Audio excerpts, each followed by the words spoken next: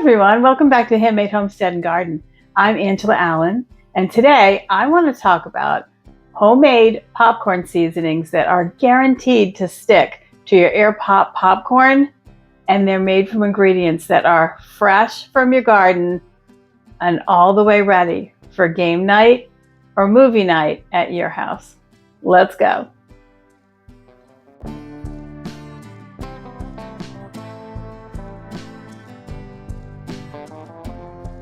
So Stocktober is the perfect time to stock up on homemade popcorn seasonings that will carry you through the cold winter months when your family is tucked in snug on the couch watching a movie, or for game night Saturdays and Mondays to get your crowd pleased and happy and full with really wonderful, unique flavors straight from your garden.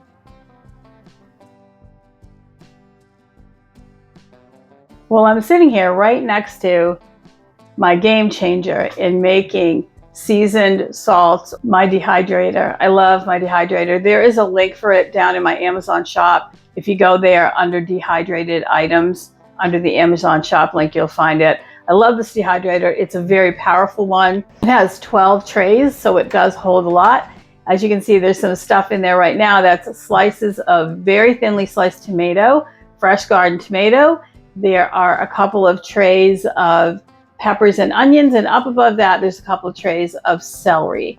They're all things that I'm dehydrating because I'm going to use them in seasonings for my family. It's a very quiet one, you can't hear it even when it's running. I've got a whole video on how to choose a good dehydrator for your family, so you can check that out under the playlists. There's a playlist just for dehydrated items. If you don't have a dehydrator, you'll have to dry your herbs ahead of time. You can do that on the lowest setting in your oven. As long as your oven goes below 100, 95, 125 even is okay for herbs. Much higher than that and it's going to burn them or cook them, and that won't be a really pleasant flavor, especially if they get burned. You can air dry most herbs too. Probably tomatoes wouldn't dry as well unless you have a very, very sunny, dry spot for them.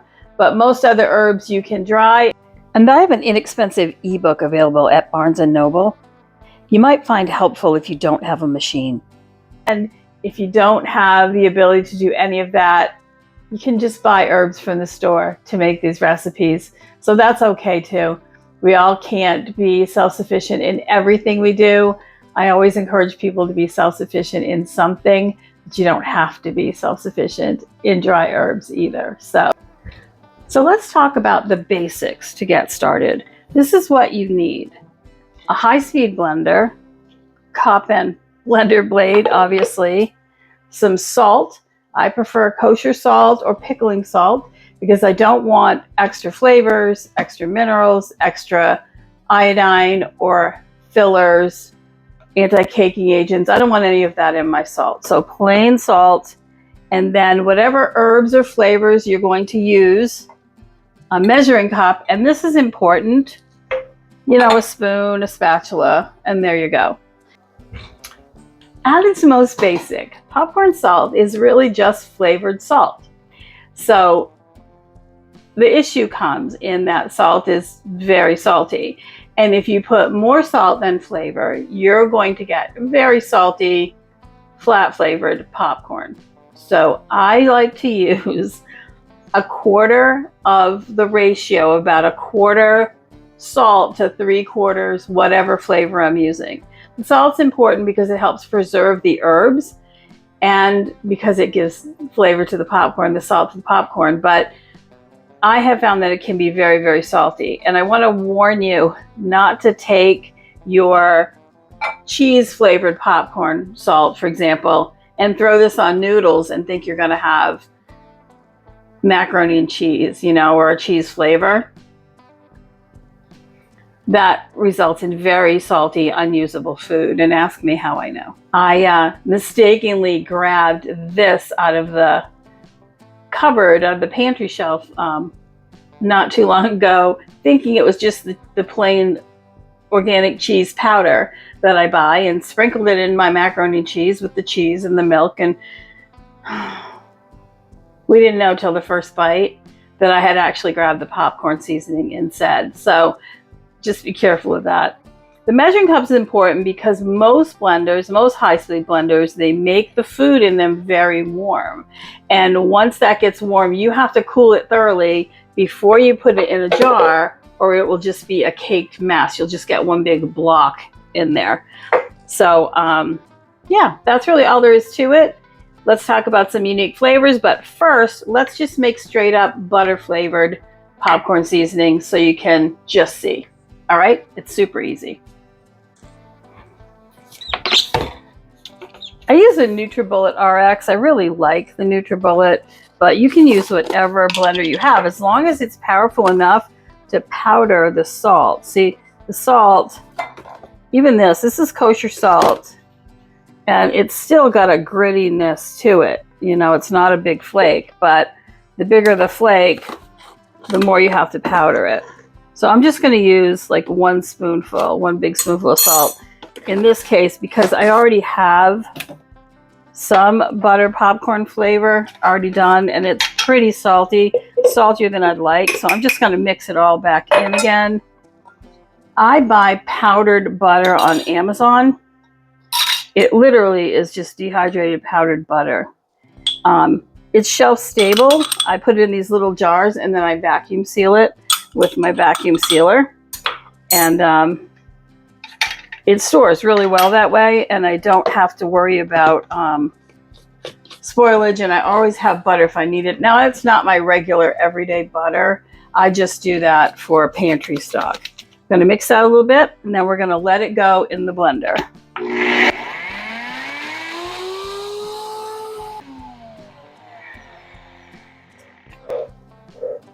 That noise is one of my frogs. We have 2 Australian tree frogs, and when I run the blender, the male does not like it. All right, so my whole idea is to powder that, not to heat it. So the other thing I want you to be cautious about, when you open your container, give it a minute after it's done to settle before you open it, because you don't want to be breathing in that really fine powder of whatever you're putting in this blender to grind. So give it a minute, keep your face away from it, or put a mask on. Those are always good ideas. There you go. So that's just simple butter. It's not warm at all. So I feel confident putting that right back in the jar. But if it was warm at all, I would leave it out and stir it.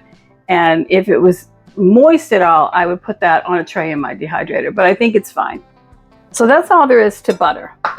That was easy enough, right? That's the easy one. So baking cheese powder one, using cheese powder to make a cheese flavor, just a plain cheese flavor. You can do that. You can use packaged taco mix. Again, that has a lot of fillers in it, but if that's what works for your family and your budget and your time constraints, by all means, you can do that. Now, I'm not going to wash this in between. I don't care if there's a little bit of butter powder in there, because if I get this wet at all, even if I dry it, it will still be damp enough that it could ruin the whole, the whole batch. So there you go. So I just updated the butter. If I stick my finger in there, it's very, very salty. Tastes like popcorn, but it is very, very salty, even with just that little tiny bit of salt. So keep that in mind. Go easy on the salt and go easy on it when you sprinkle it until you know how much flavor you need on your bowl of popcorn. Let's talk about nacho cheese flavor. Homemade taco mix powder and salt, cilantro, dried cilantro, and this is some brewer's yeast to add that cheese flavor to it. If you wanted this hot and spicy, all you need are some spicy red peppers. You could add in there as well. I'm not going to do that. I'm not big on spicy. There's also tomato powder in here from homemade tomato skins that were left over from a project that I dehydrated. The salt is already in there. We're just going to give it a spin.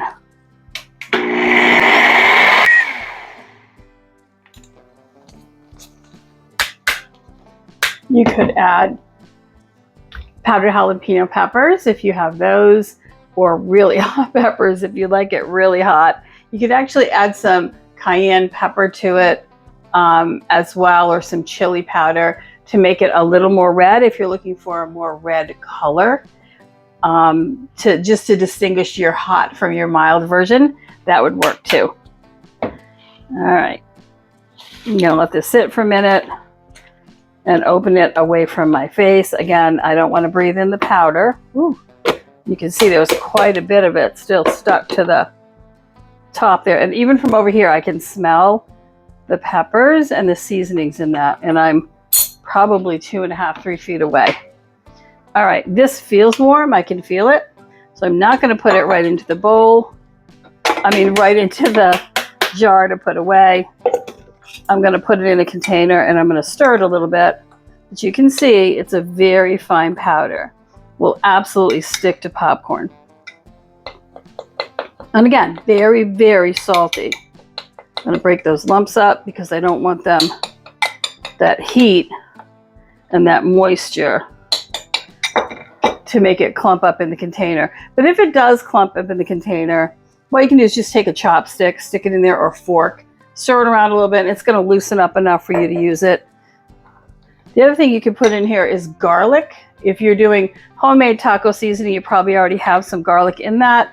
But if you prefer, whatever you prefer for flavors, for that ethnic flavoring, if you're looking for some kind of Mexican food or that kind of thing, then put in what you like, what your family likes. Totally customizable.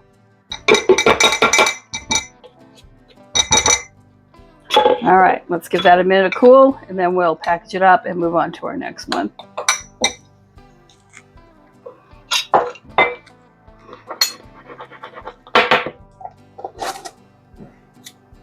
So when I'm making multiple batches, I just keep a towel. This is not one of my best towels. It's been around for a very long time. And I use that to just kind of wipe out the extra powder in between batches. Just keeps the flavor from getting too mixed up and together. Not that I really care, to be honest. But, you know, we're going to do that for all of this stuff. And then I can just shake this outside or in the trash can, and I'm ready for the next flavor. Let's make cilantro, lime, and garlic. Now this just has a little bit of garlic powder in it. I'm going to put just a little bit more. This is actually homemade garlic salt. I don't want to overdo the garlic because it can be quite strong in popcorn. Lots of cilantro.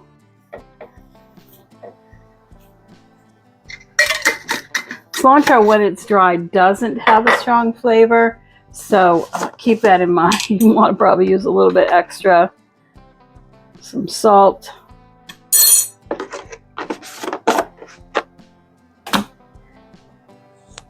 I'm going to add just a little bit of thyme to that because I think it gives it a little better background flavor. And for the lime, I'm actually going to use a powdered product. This is True Lime. They make True Lemon too. It's just crystallized lime juice.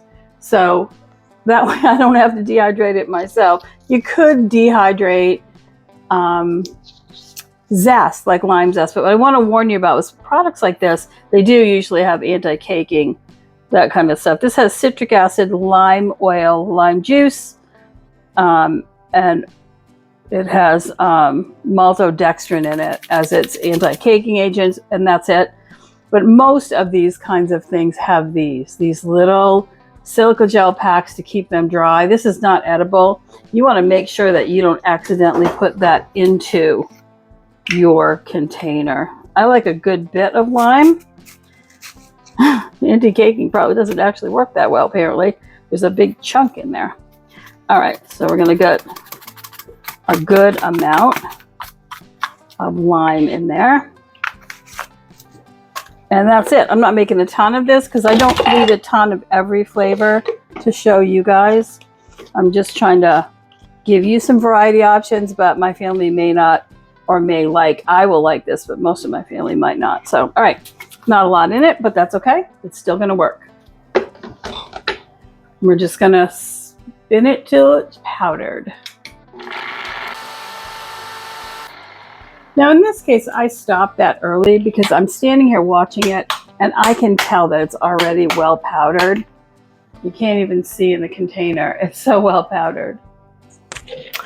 Now the reason this is more sticky on the sides, it's definitely powdered, well powdered. It looks kind of like matcha, to be honest. But garlic has a lot of sugars in it, and so do powdered lime does as well.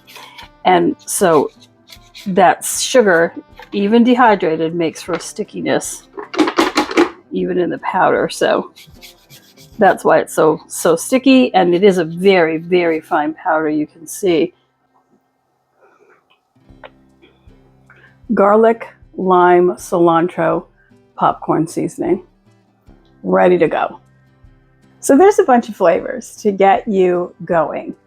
And I'm going to put a list right here of a bunch of other flavor suggestions, some of them very unique. Some of them you're going to go, yeah, that's a good idea.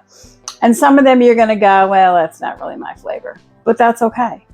These will store in your pantry indefinitely because of the salt, as long as the herbs and the spices that you use are fully dehydrated and you cool the mixture before you bottle it. Put a nice tight cap on it, put it in the pantry, and you are ready to go. Super fast snack time, anytime. When it comes right down to it, you can unlock the incredible potential of your garden to craft custom popcorn seasonings that are healthy, more flavorful, and are guaranteed to impress everyone at your next movie marathon, family night, or Super Bowl party. And no matter who wins, you get the bragging rights by saying, I made it myself. Well, thank you for joining me today. Well, we talked about using your garden produce and herbs and spices to make delicious, unique, and versatile popcorn seasoning to carry your family through movie night, game night, party time, or just snack time. As always, your like, subscribe, shares, and comments are so helpful, and we really appreciate you. We'll see you next time. Take care.